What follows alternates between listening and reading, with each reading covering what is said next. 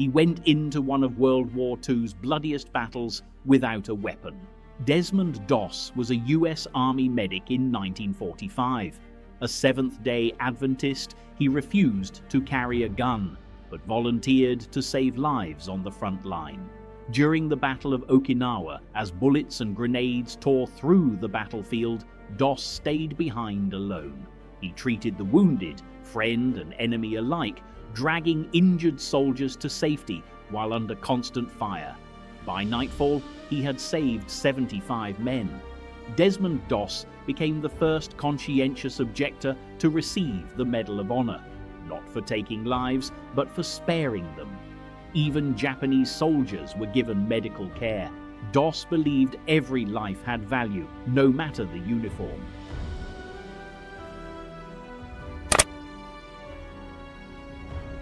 A German fighter had a perfect kill shot and chose mercy instead.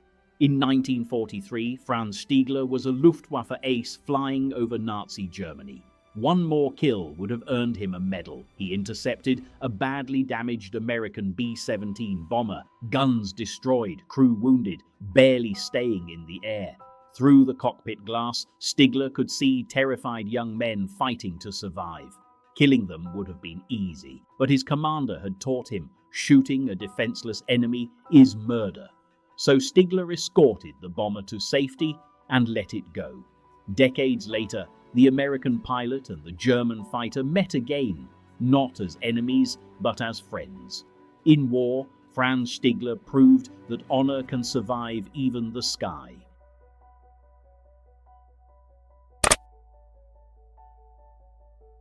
This American bomber should have been shot down, but mercy saved its crew. In 1943, Charlie Brown was a young US Army Air Forces pilot flying a B-17 bomber over Nazi-occupied Europe. Anti-aircraft fire ripped through his plane. Guns were destroyed. Crew members were bleeding. The bomber was barely holding together. A German fighter pulled up beside them, close enough to see each other's faces. The kill was easy, but the enemy pilot, Franz Stiegler, made a choice. Instead of firing, he saluted the crew and escorted them safely out of German airspace. Charlie Brown and his crew survived the war. Years later, the two pilots met again, bound forever by a single act of mercy in the sky.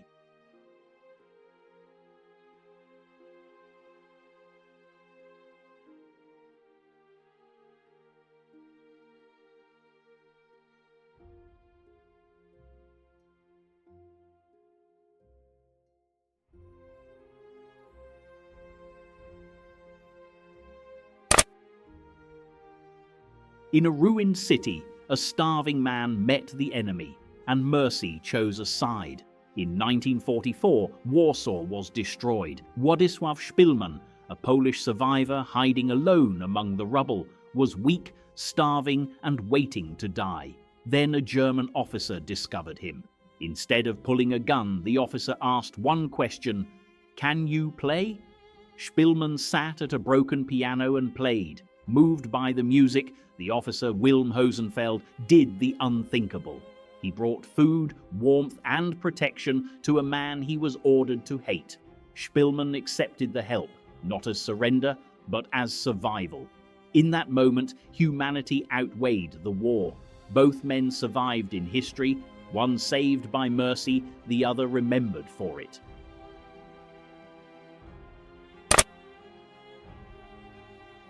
In war, sometimes the bravest act is standing against your own side. In 1968, during the Vietnam War, US Army helicopter pilot Hugh Thompson Jr. was flying a reconnaissance mission over the village of My Lai. Below him, something was terribly wrong. Unarmed civilians, women, children, the elderly were being killed. Thompson landed his helicopter between the soldiers and the villagers. He ordered his gunner to aim at American troops if they continued firing. Then he helped evacuate civilians to safety. He reported the massacre, knowing it would cost him his career, and nearly did. Years later, Hugh Thompson Jr. was honored for his actions. He proved that protecting the innocent is the highest duty of a soldier.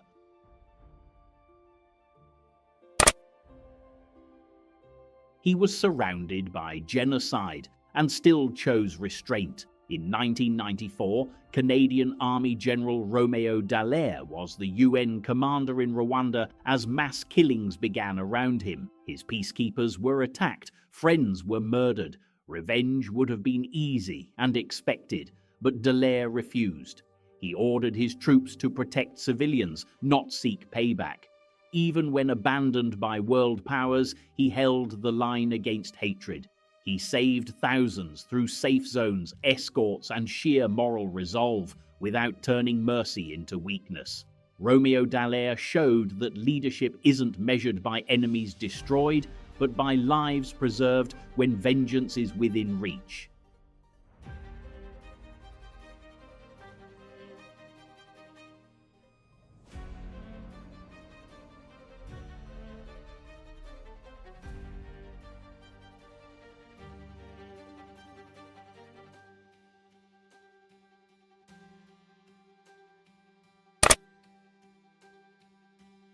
One German officer raised his weapon, not to kill, but to stop a massacre.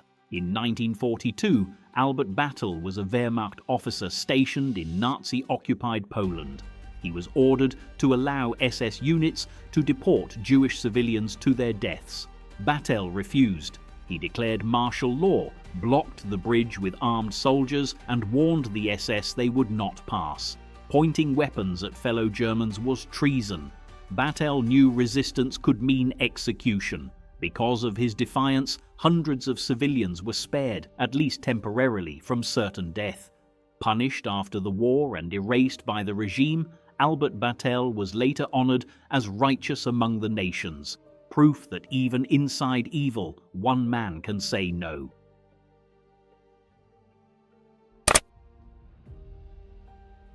In a war built on hatred, one soldier chose respect. In 1916, during World War I, Ernst Junger was a German army officer fighting in the trenches of the Western Front. Amid constant shelling and brutal close combat, Junger encountered fallen enemy soldiers, men who had fought with the same fear and courage as his own. Instead of celebrating their deaths, he documented their bravery. He ordered proper burials, recorded their names, and treated the enemy dead with honor. To Junger, courage did not belong to one flag. It belonged to every man who faced death and stood his ground. His writings preserved a rare truth of the Great War, that even in total war, respect for the enemy is an act of humanity.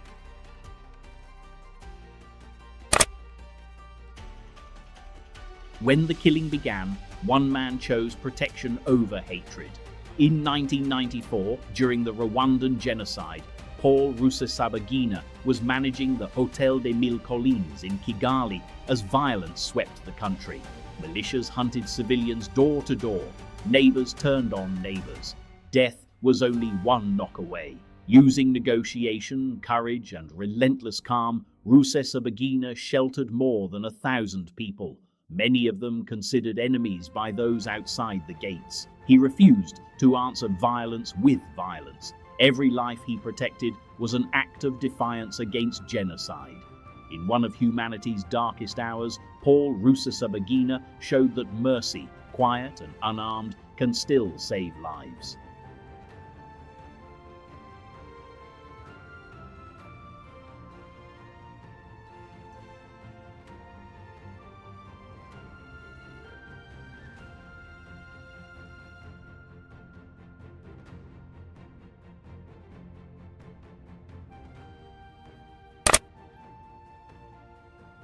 He had the enemy in his sights and chose not to pull the trigger.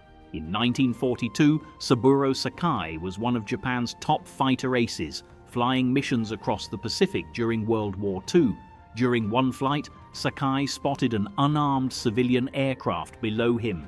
Inside were passengers, women and children, completely defenseless. Orders were clear, but Sakai hesitated. He lowered his guns and flew away, refusing to kill people who posed no threat. Later in the war, even after being blinded in one eye, Sakai continued to show restraint, believing honor meant more than victory. Saburo Sakai survived the war and later spoke openly about peace. He proved that even in the skies of total war, mercy was still a choice.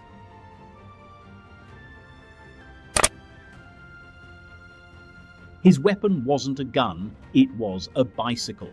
In 1944, Italy was under Nazi occupation. Gino Bartali, a famous cyclist serving as an Italian army courier, rode long training routes across the country. Hidden inside his bike frame were forged documents, identities for Jewish families and others being hunted. If caught, Bartali would have been executed, but he never spoke, never bragged, and never stopped riding. Because of those rides, hundreds were saved, people the regime called enemies. When asked why he did it, Bartali said, "Good is something you do, not something you talk about. A soldier of mercy pedaling through war."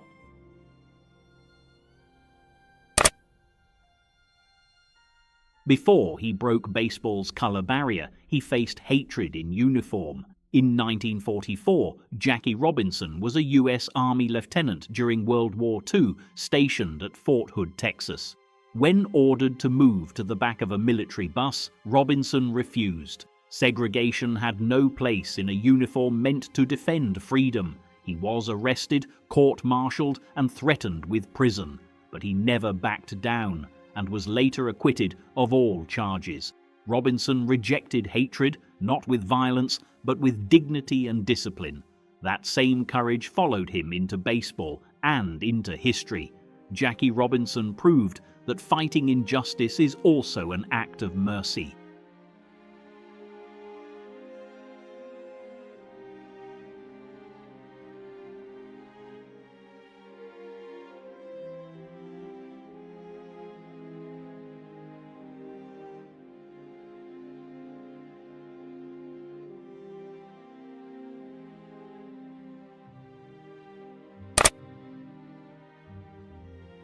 One man had minutes to decide whether the world would end. In 1983, during the height of the Cold War, Stanislav Petrov was a Soviet air defense officer monitoring early warning systems for nuclear attack.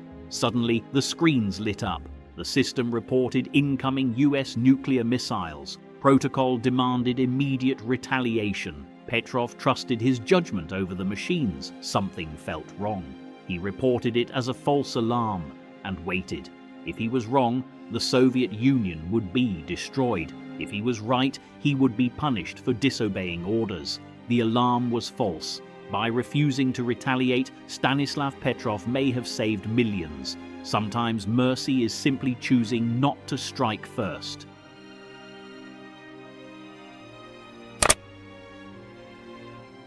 Even in one of history's coldest wars, honor didn't freeze. In 1940, during the Winter War, Lauri Turney was a Finnish army officer fighting Soviet forces in brutal Arctic conditions.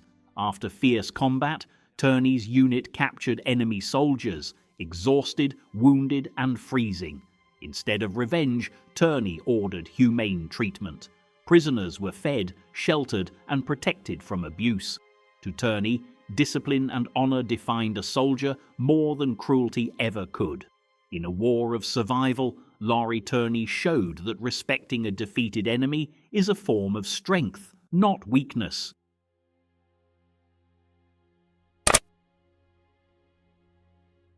In the chaos of battle, true leadership is tested by restraint. In 1965, during the Vietnam War, U.S. Army Lieutenant Colonel Harold "Hal" Moore led his men into the Battle of Ia Drang, the first major clash between US and North Vietnamese forces. After brutal fighting, enemy soldiers were captured. Emotions were raw. Revenge would have been easy. Moore ordered that prisoners be treated humanely. No abuse, no retaliation. Wounded captives received medical care alongside American soldiers. He believed discipline and compassion kept an army from losing its soul. Harold Moore later wrote, "Hate war, but love the soldier, a commander who proved mercy can exist even in hell."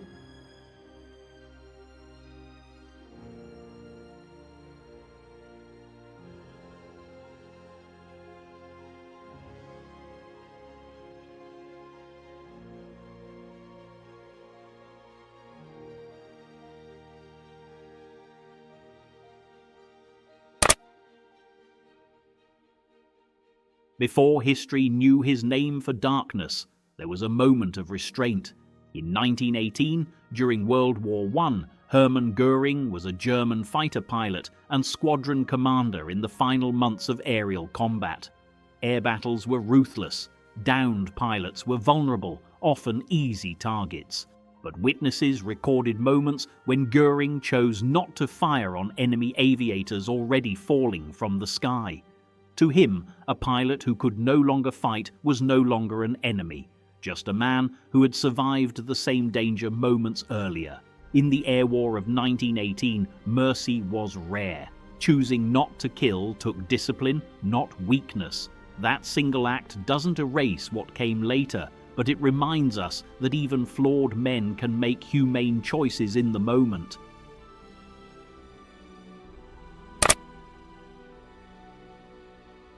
In the aftermath of invasion, one Marine chose preservation over destruction.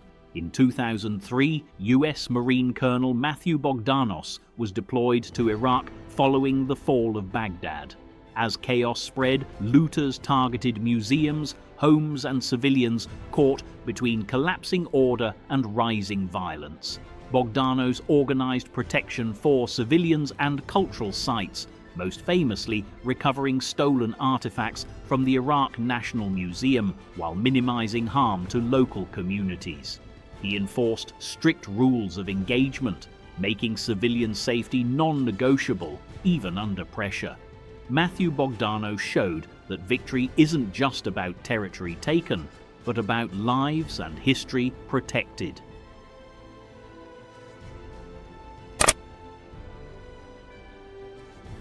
He was a young pilot in the skies of World War II, and restraint saved him.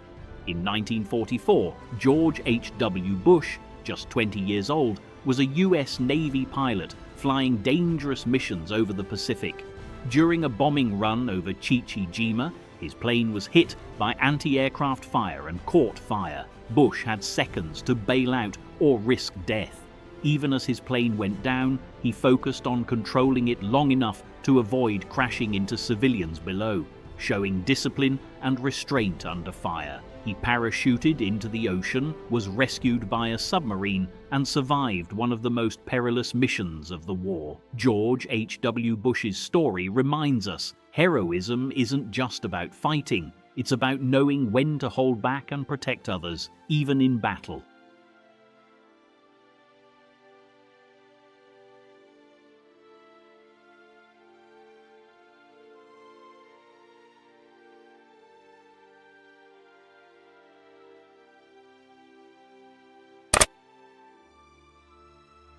One Marine faced an explosion and chose to save others.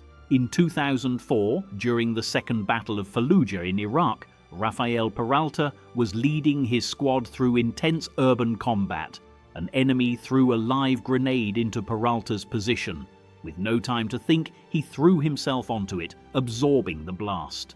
By shielding his comrades with his own body, he prevented the deaths of multiple Marines nearby. Peralta's action was immediate, instinctive and heroic, putting others' lives above his own. Rafael Peralta became a symbol of courage and selfless protection, showing the true meaning of a soldier's mercy on the battlefield.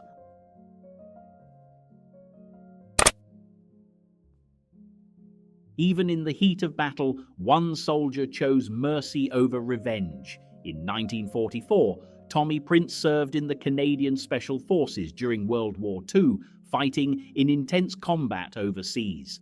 After capturing enemy soldiers, many expected harsh treatment or execution. Prince saw men who were exhausted, scared, and no longer a threat. Instead of inflicting harm, he ensured the prisoners were treated humanely, fed, and secured safely. For Prince, being a soldier didn't mean cruelty. It meant maintaining honor, even in war. Tommy Prince's actions preserved life, showing that true courage is measured not just by strength, but by mercy.